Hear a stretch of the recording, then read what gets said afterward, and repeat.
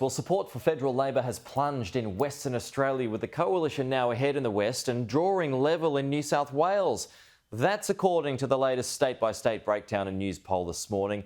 Joining us live now is the Liberal Senator Hollie Hughes and the Assistant Defence Minister, Matt Thistlethwaite. Good morning to you both. Hope you all had a very good long weekend that's obviously continuing today. But Matt, we'll start off with you because the high water mark of the West was always going to be tough to maintain. But any surprise at that data drop today?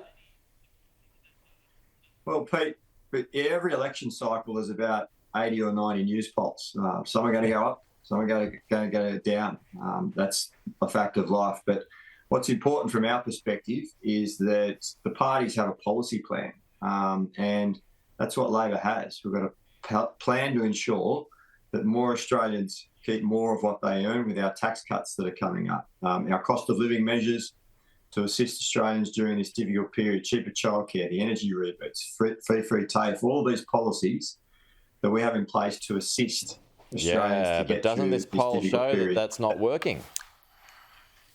Well, I would dispute that. I think that our policy plan is working and that many Australians know that we're doing our utmost best to prioritise cost of living. I was doing some door knocking last weekend in Mascot in my electorate. I can tell you that every one of the electors that I spoke to was looking forward to receiving a tax cut on the 1st of July this year. And they know that Labor's working to ensure that they earn more and that they keep more of what they earn. And that's the importance from their perspective at the moment. They want to know what the policies are that assist them to get through this difficult period. Hollie, it's even Stevens in New South Wales, as we said earlier, but it's still not going to be enough to get you there when the election rolls around next year, right? Look, the election is 12 months away. Matt's right when he says news polls come and go every few weeks, so they move around quite a lot. But I think what you are starting to see reflected is cost of living pressures are real. They know that this was a government more focused on spending $450 million on a referendum before they even seemed to notice there was a cost of living crisis occurring. They've been continually lied to, whether it was changes to the stage 3 tax cuts, whether it was the $275 that's coming off their energy bills, which we know they're never, ever going to see.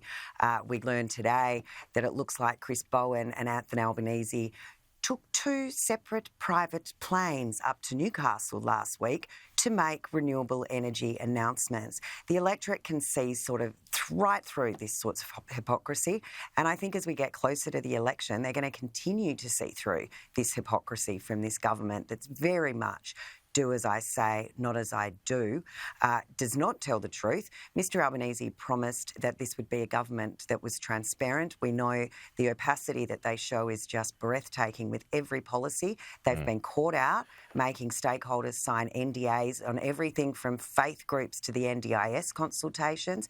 This sort of duplicitous nature that they're displaying towards the electorate is really starting to show through, and electors are starting to notice it. They are so under the pump with cost of living pressures, though. It's really going to take a little while for their interest, I think, to be totally with all of that said, though, Hollie, I mean, why shouldn't you be further ahead then, according to the polls?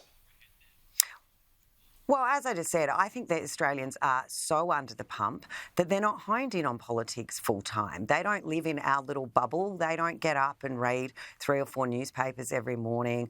They don't spend the Monday morning of a 4-day long weekend in here with you. I mean, I can think of nowhere else that I would want to be. But there'll be a lot of people still having a sleep in on a public holiday because, this isn't the bubble they live in.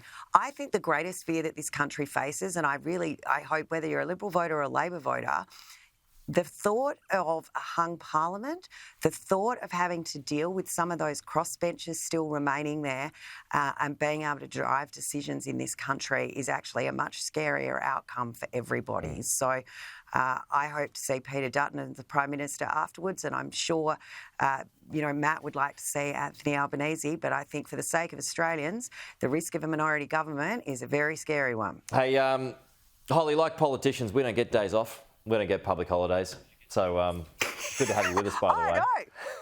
I know. I had yesterday at Sky too. Where else would I want to be? There we go. We just love it. Matt, one of the issues that has dogged your government of late has, of course, been migration and detainees. Now we're seeing reports about exemptions of your migration laws that would include tourists, business folks, students. from blacklisted countries being allowed in. But if those exemptions are allowed, would that not mean that your policy is watertight or isn't watertight? This has been an issue for some time, Pete.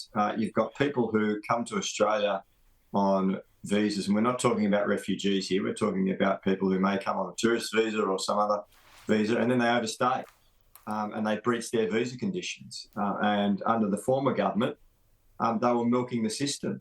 They couldn't be deported, and they'd end up costing taxpayers millions of dollars each year. And this government has said, well, enough's enough. We're going to fix that loophole in the system and make sure that the migration minister has the power and the discretion to force those people to comply with their visa conditions and leave the country. Now, we think that that is a reasonable step, that the government of Australia should have sovereignty over our borders and have the power to enforce that sovereignty. But unfortunately, the coalition sought to play politics with that last week and send it off to a Senate committee rather than putting it through the Senate. They voted for it in the House. They said they were going to support it. And then Having at the last minute, they sought to accountability, play what a politics with it. crazy concept. The Senate doing its job. What a crazy concept. This is how outrageous this government is, that they wanted to ram through these changes within 36 hours. Massive changes to our immigration laws within 36 hours. No one can really say what the urgency is. Claire O'Neill did let slip that perhaps it's got something to do with an upcoming court case where, again, the government has failed in its own defence. It has made admissions, made absolute ridiculous claims that have never been made before the court before, that may lead to another 151 on top of the 147 that are already out, detainees, that this government doesn't know where they are. They've let out murderers and rapists onto our street and they do not know where they are, and they have the gall to suggest that it's playing politics. Matt, perhaps you can explain why your government wanted to ram this through within 36 hours but have not been able to explain why it's so critical. What's the time sensitivities here? Why are they tinkering at the edges now? And why are you trying to circumvent the role that the Senate is there to play? That is what happens. It goes to a legislation committee. You guys have got the numbers in these anyway, but every piece of legislation goes to a Senate legislation committee, and you tried to circumvent that last week. Why?